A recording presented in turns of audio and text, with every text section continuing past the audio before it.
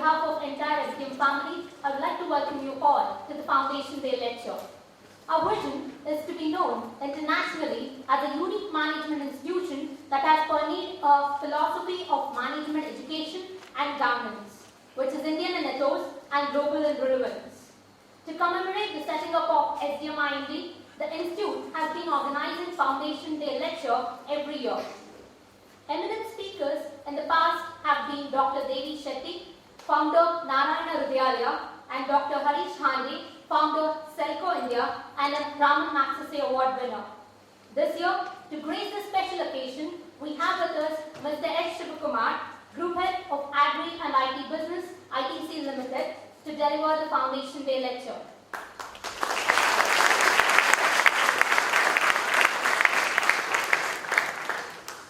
Now I would like to call Ms. Aishwarya to invoke the blessings of Almighty.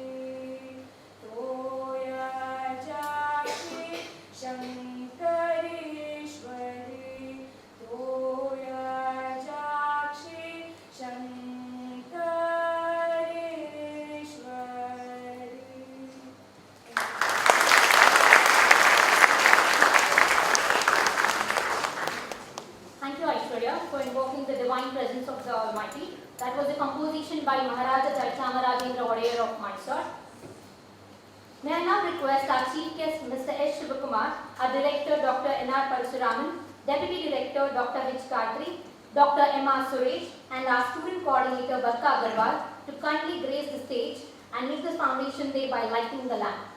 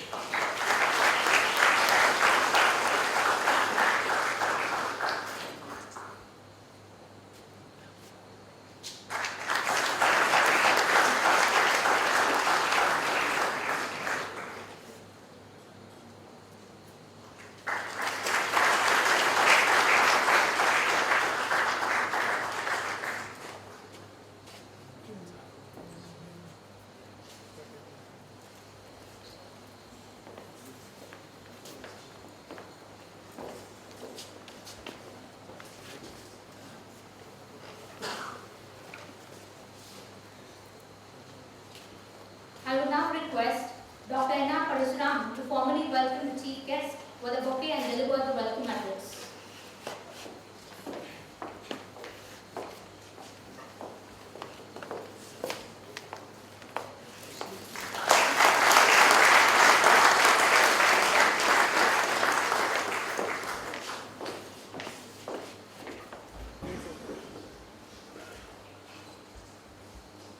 It's my pleasure and privilege to welcome you all for this Foundation Day lecture. Almost to the day 21 years back, Dharmasthala conceived this idea of setting up a management institute with a difference. The dream at that point of time was to have a management institute to impart quality education, have the best of curriculums and pedagogy, at the same time give the pupils a sense of the Indian ethos and values. With that in mind, with that end in mind, several discussions were held with prominent educationalists and a lot of pains were taken by the trust at that point of time to set up the institute which is here today. 21 years after that, it is heartening to note that SDMIMD has been able to substantially live up to the dreams and aspirations of that day. It has now been recognized as an all-India institution. We've got students from all over the country. In terms of academic rigor and pedagogy, the institute is ranked among the best. The placements are good. And what is more, we have corporate patronage in terms of appreciation of the good work that's being done, in the sense that the people who come out of this institute or pass out of this institute are not only competent managers but also have a good blend of Indian values, ethos and standards in them. Of course, all this would not have been possible but for the visionary leadership of our chairman, Dr. Hegde. Dr. Hegde would have been very happy to be present today for the Foundation Day lecture, but unfortunately he is abroad, but I send his good wishes to all of you. About 3 years back, we started having this Foundation lecture series to commemorate the day on which this institute was set up. A person becomes a leader of note, in my opinion, when he or she accomplishes at least 3 things.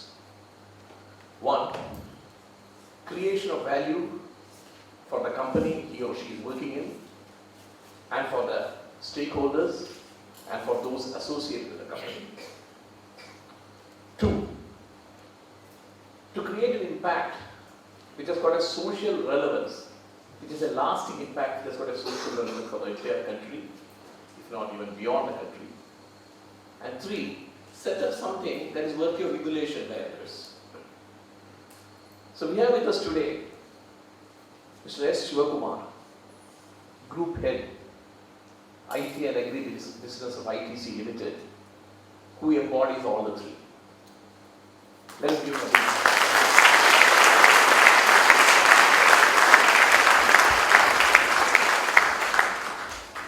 part of ITC which has created value for all around them. He has been instrumental in each of our other initiatives in ITC, which are noteworthy social initiatives, and all these are now being emulated by others. So in all the three conditions, in my opinion, Mr. Sivakumar is the most appropriate person to be with us for this function. It is our privilege to have you with us, sir. Welcoming Mr. Sivakumar once again and thanking all the others who have come here in response to our invitation. We request you to continue your patronage of SDMIMD's activities, and I'm not standing in between you and the much awaited lecture by Mr. Sivakumar. Thank you.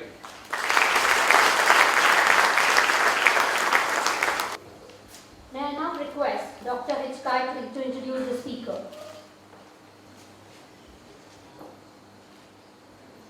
Shri Sivakumar, Dr. Parshuram, Dr. Suresh, my faculty colleagues, students, guests, media persons, a very good morning to one and all.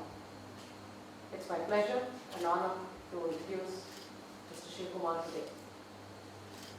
Mr. Sivakumar is the Divisional Chief Executive of the Agri Business Division. He is also the Chairman of Technico Agri Sciences Limited and Vice Chairman of ITC Infotech India Limited and its subsidiaries in UK and USA. Mr. Sivakumar has conceptualized and spearheaded the execution of path-breaking ITC each of our model. I'm sure every one of you know it is a part of all the school learning today.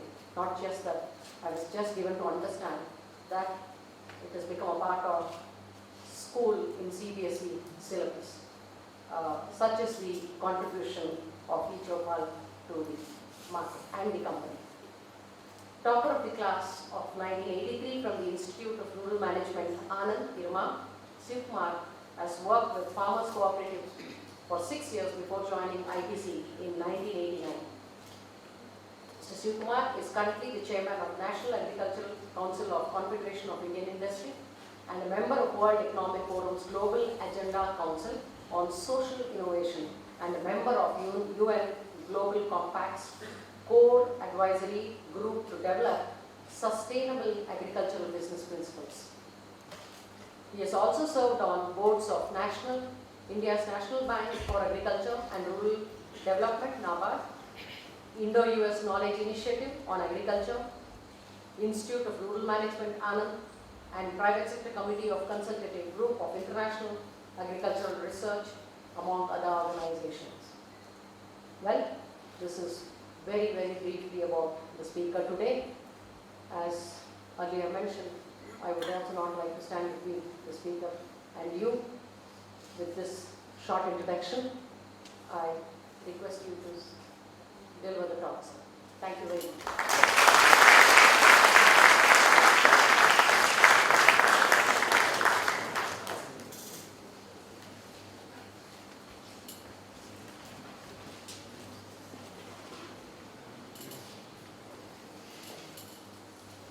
Dr. Parshuram, Dr. Gayatri, Dr. Suresh, ladies and gentlemen, all friends here. It's a great pleasure for me to be here this morning, having a lovely campus as we drove in from the little that I saw. And thanks for inviting me to deliver this Foundation Day lecture. Indeed, it's a privilege. Given the pedigree of this institution and its the social context in which the Amatala was, I think it's certainly a special occasion for me to be here. When Dr. Suresh called me a few weeks ago and asked me for this, I had quickly gone through your website. And just now we heard from Dr. Parshuram in terms of an institute with a difference. There are business schools and more of them all over the place. And it's a man-made institute with a difference. So I tried to look through the vision and everything else that is there as to what is it which is with the difference here. I think a whole host of things for sure are different, but given where I am coming from, three specific phrases caught my attention. I thought I'll spend my time talking to you as to what they meant to me in my own journey and how I think with a profound wisdom and intuition somebody has put it into your mission statement, and therefore what difference they will probably make to you and what difference in turn you can make to the world as you go out of here. The first of those three phrases was creative tenacity. You see a lot of institutions talk about innovation, creativity, and so on. A lot of institutions also talk about determination, perseverance. But this is the first school that I saw that these two were fused together and said that we will achieve excellence through, and one of them was creative tenacity. So I think it is extremely critical phrase. We all tend to be creative as human beings. We all get ideas all the time, but very few of them reach to the stage of fruition. And between the potential of an idea to change the world and for it to actually become a reality, the distance needs to be covered by tenacity. And so if essentially you need to achieve something in life, it is that creative tenacity which is foremost of all the characters that one needs to really build and imbibe. Why is tenacity important when it comes to creativity or creation? Because there are several obstacles along the way. And the very first obstacle typically is that your idea is not bought by somebody else. You get an idea, you think it is wonderful, you come across, talk to somebody else, and somebody say, "There are no big deal." Or it's never been done before, so you think it makes sense, does it work? I think it will get shot down. That's the very first obstacle or a gravity, for that matter, that you will encounter. And that's the first stage of tenacity. And just to relate to it, with each of these elements that I will walk you through to share my own experience in the journey of the ITC Chopal, so that these phrases and the jargon and everything comes to life in one case. In my case, of course, fortunately, the first obstacle did not exist. I had gone to my board with this idea of a reorganized business model, of which the e-Chopal was one key element.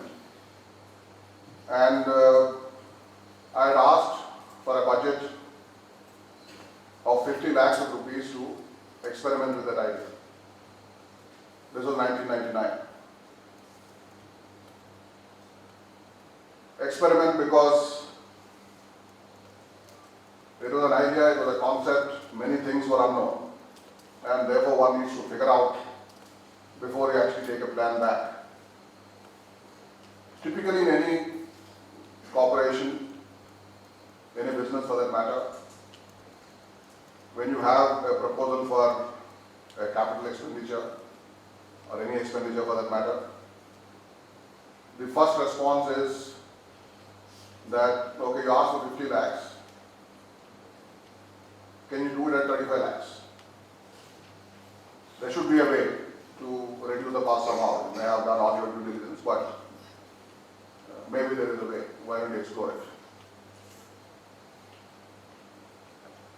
very interestingly, our chairman, Mr. Deveshwar, saw whatever he saw at that time.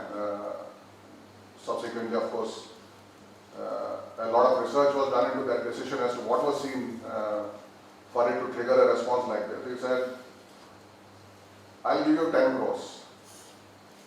I think you're asking for too little when you're asking for 50 lakhs of rupees. Because very soon you will come back and say that the idea has not worked. Because you're not foreseen all the obstacles along the way. Very likely something won't work and you will have exhausted your budget. You will come back and say the idea has not worked, and we will say, yeah, probably it has not worked, please come with better ideas. And that's the end of the creativity. So he saw a few things in there and said, here is 10 crores. Then obviously I was a very concerned man that day, saying that taking 10 crores would mean that very soon one is expected to return 3 crores every year. There is a threshold return that is expected in ITC, and I don't have a business plan yet. All I have is an idea that you can take internet to villages. And like the world is trading, like the urban Indians are trading, we can get farmers to grow better crops, we can get farmers to transact with us directly, and everything else needs to be really figured out. So where do I get 3 crores every year back from this broad idea? But if I didn't take that 10 crores, eventually we ended up spending about 2.5 crores in the very first year. But if I didn't take that 10 crores, if it was not available that day, for sure the idea would not have gone forward. Except that 10 crores also meant a much higher order commitment, that you need to see through the idea and ensure that it becomes a reality. You can't go back and say resources not sufficient. And so in that sense, the very first obstacle didn't hurt this idea. If at all, it really provided the ignition that was required. But quite often, you will not have it. And therefore, the very first level of obstacle one has to cross is convincing somebody. If the story is good enough, probably it will get this. If there is a visionary providing those resources, probably it will get those resources and so on. But that is something that we must keep in mind, and therefore creative tenacity becomes important. We move forward and say, look, now the idea is being cleared. If you're an entrepreneur, maybe a venture capitalist has put the money behind you. If you are doing it on your own, maybe your family has put money behind you. If you're working for an organization like I was doing, your board has put the resource behind you. And you move to the next stage of saying that now I need to execute it. And by definition, if it is a creative idea, it's never been done before, and you're more likely to have enough and more obstacles in its execution. And you need tenacity once more to see through all those difficulties. The very first difficulty that we faced in executing eChaupal was that the business model as it was conceived was not legal. The people say think out of the box. But the minute you think out of the box, there are bigger problems. The Indian law under agricultural marketing, some of you may be familiar, the law called Agricultural Produce Marketing Committee Act, APMC Act, which was promulgated sometime in mid-60s, was set up for a context that the farmers in India are being exploited by the village traders, other middlemen, and therefore we must give them an institutional setup for them to assemble together on an auction platform. And there is a transparent auction that will take place, and everybody, the buyers also will come there and bid for the produce. And therefore this act was formed, and mandis or market yards or whatever they're called in different places, they have been created. And they made it a law at that time, saying that all agricultural produce must be transacted. The farmer has to sell to the next leg in the chain within the four walls of that mandi. As we saw the agricultural chain operating at that time, while it was necessary at a point of time, as information technology evolved, as the quality expectations of Indian consumers have evolved, as exports started taking place in a much bigger manner from India, you needed a different kind of a supply chain. And this whole business of farmer taking the produce to a mandi, and then from mandi, the food processors like ourselves buy, meant there is an additional transaction cost. You are moving from village A to a mandi B and then to a warehouse or a factory C. If you actually transact in the village with the farmer, you could have moved from A to C directly and saved certain transaction costs, which is transportation, handling losses, all the commissions that you pay out, the labor charges that you incur, and so on and so forth. But discovering a price in a village is not easy, because we have as many as 120 million farmers spread across more than 600,000 villages, and it becomes economically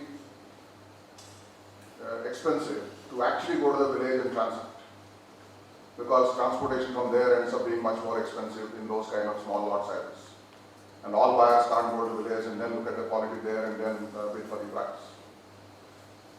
And we said if you use an internet for price discovery, and then in our context we created an institution called Sanchalak who would look at quality to determine specific price. And farmer has access to other prices, and then he will decide whether to sell today, not sell today, sell to ITC or sell to someone else, as opposed to a case where he knows the price only after taking the produce to the mandi. So that change of transacting in the village meant that the business model was not legal, and therefore we needed to go and convince the government to change the law. So literally 1/3 of my personal time between 1999 and 2003 went into engagement with the governments. This Agricultural Produce Marketing Committee Act is a state act, and therefore we needed to convince every single state. Over this period, of course, there was a mobilization of central government, and cross-state task forces were formed, and eventually in 2003 a new model act was recommended by the central government for all the states to adopt.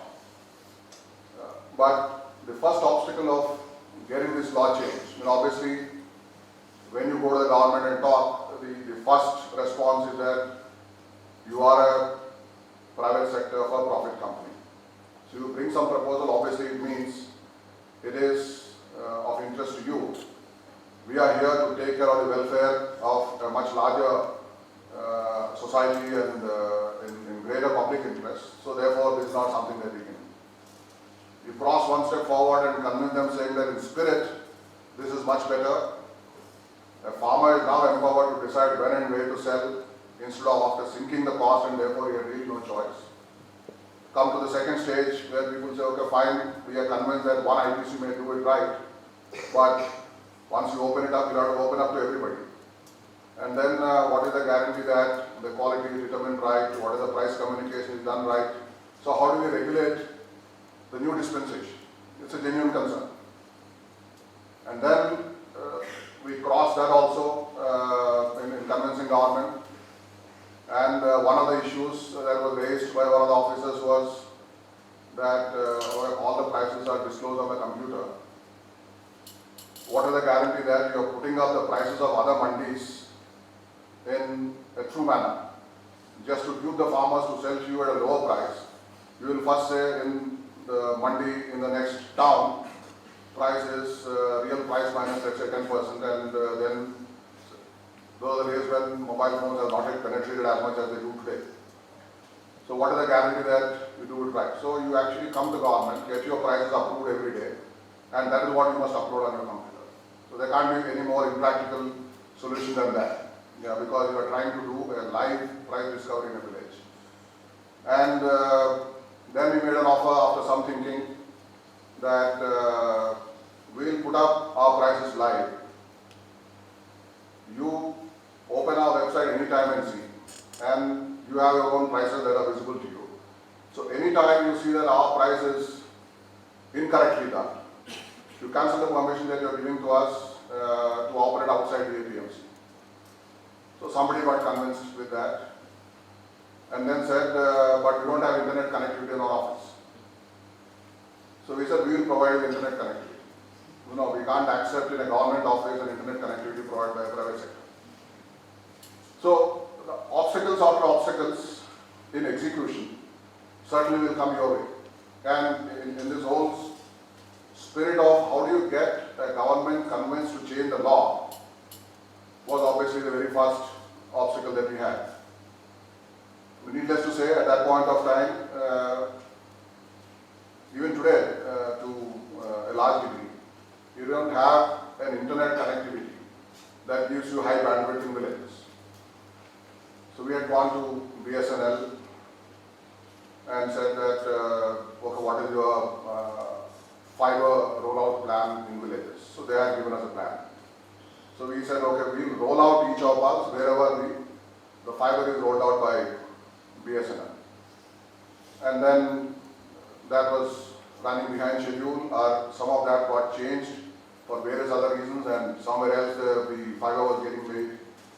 The private sector had just come in, so we went and engaged with the private sector to say that, okay, maybe private sector is better than the public sector in implementing their plans.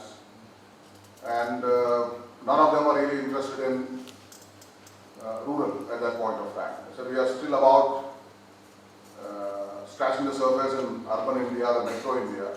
So rural is something which is far away for us. There's not enough market for us to go there. And so finally we had to go and invest in VSAT receivers. Buy our own satellite time, invest in our own VSATs and put up point-to-point receptivity for internet access. So spending money is not a problem, but you spend money means your threshold rate for generating profit out of this initiative also goes up. So when there is only so much value which is sitting in the chain, that is probably inefficient. If you go on investing, it doesn't make sense, and therefore one needed to look at what is the right bandwidth which you can do, what is the amount of bandwidth probably you require, and therefore what is an optimal kind of a system there technologically. A very similar kind of issue came when it came to electricity. In most villages where we were operating, we started in Madhya Pradesh and then did extend it to Uttar Pradesh in the first instance, and thereafter to the Vidarbha in Maharashtra and so on. In most of these places, the electricity is typically available for 6 hours, 8 hours a day. And in that time when the electricity is available, the farmer would go to the farm and make the pumping operations and all of that. The priority is obviously somewhere else. That's not the time when you sit in front of a computer and figure out is it going to rain tomorrow or not, or what are the prices that are prevailing elsewhere. So at the time when they are free, you need to make this internet access available. So therefore, we had to then invest in a solar power. And whatever solars we first invested in, and then we discovered saying that with the amount of clouds that are there, it won't work. And that's the time when farmers actually want to make use of this whole information, because if you have to apply a spray and it's going to rain 3 days later, it's a waste of money. If you're going to plant today and it's going to be dry for a longer period, then that's a waste of money. So that's the season when you really want the information on a real-time basis. And if you want to really a solar technology which will work independent of cloud cover, it will be many times more expensive. And if you want to do this obviously, so we had to invest along with other companies which are researching into solar technology at that time. Today of course solar has substantially evolved in these 15 years. But at that point of time we had to co-invest together with the solar panels company to get solar panels that are just about optimal. So all of these were not conceived when the idea was first born. We just said, yeah, get the internet to villages, farmers will know the price, and then wow, we'll have a business case in place. But each of these were an issue. And even a simple question like, we said, yeah, every farmer is not literate. Every farmer can't have an internet access. Therefore, we must have a shared access through a facilitator. So we said, yeah, let's call this person a Sanchalak and he'll facilitate internet access. But what should be the profile of a Sanchalak was an open question. In the first instance, when idea was born, we just said, yeah, it can be facilitated. There will be somebody who is educated in the village, somebody where we can keep this computer and so on. But as we came closer to implementation, we said, yeah, maybe the Sanchalak should be the Panchayat president because the person already has a fair amount of influence on the village. But then maybe not because Panchayat president has so much of political engagement, we don't want this to get hijacked into a political manner. We said maybe an older person in terms of age makes sense because that person will be respected by everybody in the village. We said maybe younger person is better because younger person is a lot more energetic in taking this message everywhere. Maybe a school teacher is better because school infrastructure is already there and communication skills are good. We don't need to really teach computer because every village where we do computer, that was the very first computer in that village. People have not even seen computers at that time. And maybe a Sanchalak should be a postman because in any case a postman goes house to house and he has to carry the information and nobody needs to come here, he can go around. And why are we saying he in all of these issues? Because all the self-help groups succeeded so far were for women and maybe a Sanchalak should be a woman. So every answer was also right, every answer was also wrong. So one needed to actually discover the right answer through experimentation. So each of these are obstacles and this is just a glimpse of the kind of issues when you have a creative idea as to how do you take it to execution. And to pass through all of this, besides your first issue of resources, you require a tenacity. Every time you hit a hurdle, you need to see where is a new opportunity. The minute we saw we had to invest in solar power and VSAT, our second generation business model was born. Then now a higher order revenue needs to be generated out of this initiative. That means what we have thought so far as a potential upside is not enough. So what can we do about it? So it actually turned out into a bigger opportunity and much more sustainable kind of a business model that came out of this obstacle. So that in a sense is the second obstacle that you have in a creative idea execution and therefore you need that tenacity. Okay, now you've got resources, you also got execution level tenacity, you move forward. But what also happens is another obstacle which is very common is actually a resistance to the idea. Because if you have a creative idea, you are likely to be upsetting a status quo. And somebody is benefiting out of status quo. In this case, out of an existing system, the traders or the commission agents or the adatyas or whatever they're called in different parts of the country were benefiting out of a non-transparent agricultural market because they were operating as principals between a farmer and the processor at the other end, and therefore they were able to extract value for themselves in between. So it is natural that there is a resistance from someone who is now impacted adversely out of your new creative idea. Every time you say, I want to bring efficiency. I mean, some of you probably were not born at that time, but those of you who were will know that when computers were proposed to be introduced in India for the first time, there's so much of agitation. It will eat up jobs. So we don't want computers in India.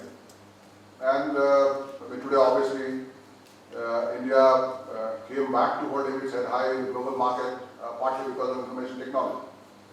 So I think every time a creative idea is brought there is resistance because some status quo is getting upset, someone is impacted adversely. In our case, again there was some luck which played a role. The traders who were getting adversely impacted, in the first instance, they lost. Then the computers in the village, the corporate direct engagement with the farmers, none of this is going to work. We have seen enough of this. And it's a matter of time before they wind up and take all those computers away and go back. By the next season, there was some traction. By the third year, masses of farmers were moving to e-Chopal to supply their produce.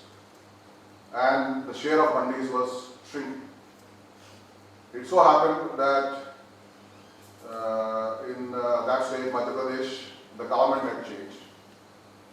And the traders felt that the approval for reforming APMC was given when the previous government was in place. Now the government has changed. Now a new party is in power. Hopefully we'll go and work with them so that this permission given to ITC to set up is actually reversed. And to apply pressure on government and on the farmers. At the peak of the soybean marketing season in 2004, they shut down mandis. And for 2 weeks, the strike went on, saying that the mandis will be reopened only when the permission given to ITC to operate outside the mandi is withdrawn. And then obviously it's, in some sense, the biggest battle that we were fighting. Fortunately, as part of the engagement in the stage of reform, I talked about law needing to getting changed. Our effort was engaging with all political parties. It was not just the government in power at that point of time, but for a law to get changed, obviously you need all stakeholders to give that kind of a consensus. And the Chief Minister of the state, who then came in, we were not raising this issue for the first time as to how this model is superior, how it adds value to the farmer and how it benefits the whole supply chain and so on.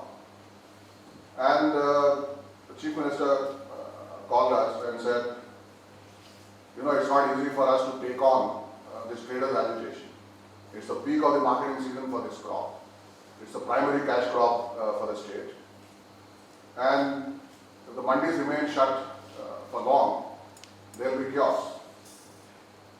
But I will support you if you say every single grain that is being brought to e-Chopal is bought by you. And prices don't fall because there is no competition. Because mandis will not operate. And farmers obviously are desperate to sell soon after harvest, they need cash for many different things. And we will provide you security because obviously e-Chopal's operating had law and order issues with traders coming and doing all kinds of mischief there. So we will provide you security also at each of the e-Chopal buying centers. But you must ensure that not a single farmer will turn back and not a single paisa will fall in terms of its price. Obviously we have to gear up because the quantities multiplied manyfold. We had only physical infrastructure or people geared up for a certain volume. Overnight, if that volume is multiplying, you needed to work 24/7. You needed to move cash for disbursement, whether it is 12 in the night or 3 in the morning. Crores of rupees being disbursed from some location in some far off place. And where will you store when you receive all this material? And so on. But at the end of these 2 weeks, as it was happening, the farmers came out in very large numbers onto the streets of Bhopal. The whole city was jammed, and farmers came out in huge support of e-Chopal and said, if at all government does something, it should be encouraging more companies like ITC to come and innovate and build business models like this, rather than asking them to also go away back to mandi. So I think that one show of strength by the farmers ensured that the e-Chopal got established, overcame all the resistance. So to some degree I would say it's luck, because if the traders' resistance happened in the very first year, we may not have seen that level of support from the government. We would not have definitely seen that level of support from the farmers. again, each of us would not have seen the light of the day. But the fact that it happened 3 years into the action meant that people have seen the benefits of what it does. And therefore, luck to a large degree also played a role. But the point is that there will be resistance to a creative idea, and therefore you need tenacity to ensure that you go through that phase also. So I think the way it got really fused in your mission statement, saying that I want creative tenacity, and that's the kind of student I would like to develop, and therefore I want to reinforce that I think in whichever manner that got conceived, it rang a bell as far as I was concerned, and I think some of these illustrations that I gave you should convince you, saying that I think obviously I want to be creative, but I also want to bring tenaciousness in seeing the light of this idea of the day. And there is always a minor difference in tenacity and stubbornness. Now, where do you draw a line? What is it? You say sometimes you have to give up. Like we say in our research and development, you're doing research. It's also a social research. There is always what is called a kiss and a kill strategy. When you kiss an idea and continue to move it along, and when you kill an idea and say enough is enough, I want to stop it here. I think I don't want to just be stubborn just because it is my idea. That's the basic difference between tenacity and stubbornness is the humility. So it's actually if you have that humility and accept what is coming as a message, and all the stakeholders around you are going to tell you whether really you are operating tenacious or you are being stubborn.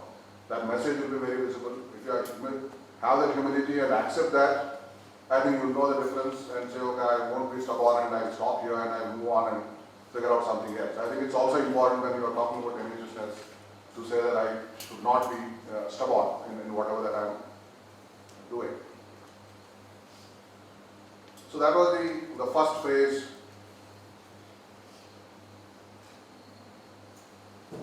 The second phrase, simply that rang a bell, to me was intellectual maturity. Intellectual maturity, there are two parts to it. So what are the other kinds of maturity that are possible? Is one kind. And then if we say intellectually, what are the different stages of maturity? So let me spend a little time on that. There is chronological maturity. You age. What is the age by when I can vote? What are the age by when I can marry? What are the age by when I can get a driving license? What are the age by when I can smoke or drink? So each of these are by your chronological age. So everybody matures chronologically. Then there is physical maturity. So obviously the nutrition is going into the body, but for the few, unfortunately, I think a large majority of us physically also mature along with the time. So both chronological and physical, everybody matures. Then there are other kinds of maturity like social maturity. You're not just thinking about oneself, you're saying I want to work in teams, and some of that obviously is very critical in business schools. So how do I work in teams, and all of this is related to social maturity. And while being socially mature, there is also the angle of emotional maturity. That I have an empathy for somebody else. You succeed in your personal life or in your business life only when you have empathy. You empathize with somebody else, so that you put yourself in their context. And that's the emotional maturity. Then there's also at the other end, what we call philosophical maturity. You say that, okay, we are born. Why are we born? What is the purpose in life? That kind of stuff. And as opposed to these kind of maturities is the intellectual maturity. And I think, once again, in all the wisdom of God drafted it, chose an intellectual maturity as part of your mission. And in intellectual maturity, I would see three different kinds, in some sense three different phases, but They're not necessarily phases because you try and use them together many times, and therefore they're not necessarily phases. So whichever you take it. There's typically one stage, especially as you enter a business school. So you come in and say that normally there is black or white, the right or wrong answer. What is the right answer? Whatever some expert tells me. Because somebody has been there, done that, and therefore I take it. So if it is not right, then it must be wrong. There can only be one truth. So that's really the one type of intellectual maturity. Your intellect grows by absorbing knowledge. That knowledge essentially means there is one right answer. So that's one kind, the basic intellectual maturity. Then as you move in, you start learning in your business school. Every time you discuss a case, case study is what followed also here. So every time you discuss a case, you learn from your professors what is the answer. You are supposed to shut your shoulder and say it depends. Because it all depends on the context. An answer which is right in one context can be wrong in another context. So therefore, your intellect is in decoding the context, deconstructing the context, and say that, yeah, I know what is the right answer in my basic intellect input that I got. Now I apply that. While applying it, I need to look at the context. And if it is this context, this is right. And in this context, maybe it is wrong. In the ECHOPAL, for example, in the agricultural extension, which is how do you transfer knowledge that is residing in a scientist's mind to a farmer. So you say that I bring this knowledge as to this is the best practice. Each farmer is a different profile. The way you engage with an innovator farmer, all farmers by default are also scientists, they are experimenting all the time. And there are many innovative farmers.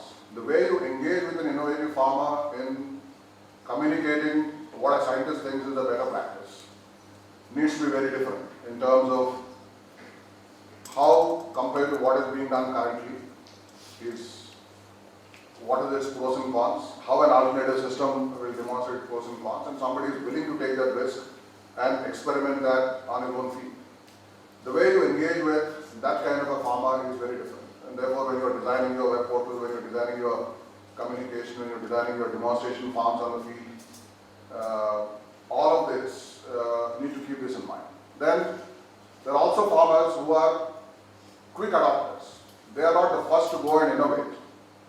But the minute they see an innovation somewhere, probably even before everybody else takes it to scale, there are people who learn from there and very quickly scale. The way you engage with them is got to be in a very different form.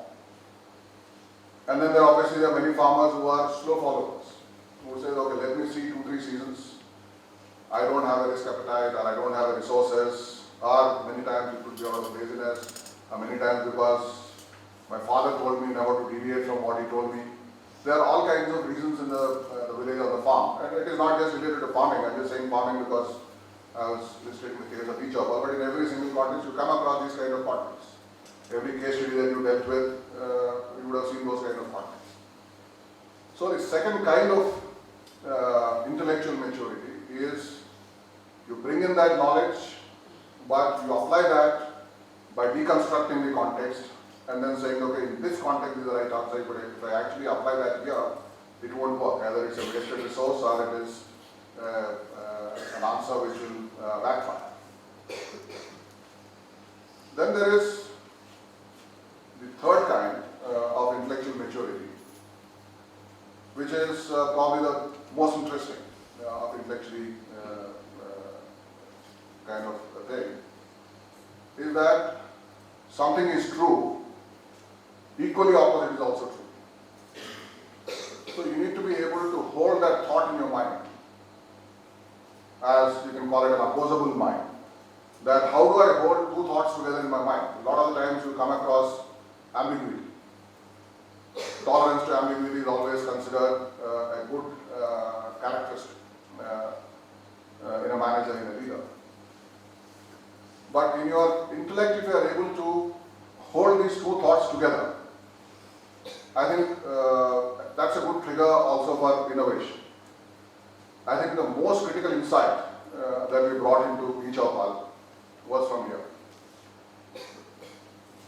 Until then, the belief actually, even today, that's a belief for many people, that middleman is bad in food and agriculture value chain. So middleman is characterized as a devil.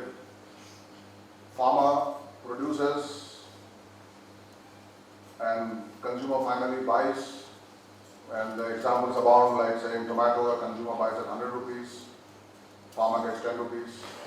Many times farmer ends up throwing away tomatoes because he won't even realize the cost of transportation if he takes it to mandi. And what is happening to all this? The middleman is the problem. And therefore eliminate the middleman and everything will be all right with the agriculture and food value chain. That's the common thought. And I studied at IRMA and I worked for 7 years in the cooperative sector. So basic model of Amul is that you producers control the vertically integrated value chain of producing, processing, as well as marketing directly to the consumer. So that structure was created, institution was created. So one of the things that as we were thinking through about reorganizing our supply chain in '99 was this thought, saying that okay, if middleman was actually bad, why is it that this institution survived for decades together? There must be some good value that they are adding to this chain, and that's the reason they are surviving. That's the reason they are thriving. And the insight was that in economies like India, which are emerging, and the reason why you call them emerging is because several institutions are emerging. Infrastructure is emerging. So these middlemen actually make up for the lack of infrastructure. And by virtue of that, they actually are making the whole chain work. If actually middlemen didn't exist, there will be chaos. So therefore, making up for the lack of infrastructure as an insight is figured out that middlemen are good. So now you want to hold both the thoughts together, saying that middlemen are bad. Because it's also a reality that the farmer's share of a consumer price is unfair, very small. It's also a fact that consumer is not happy with the products that are coming in terms of the quality, variety, convenience, and health and safety and so many aspects.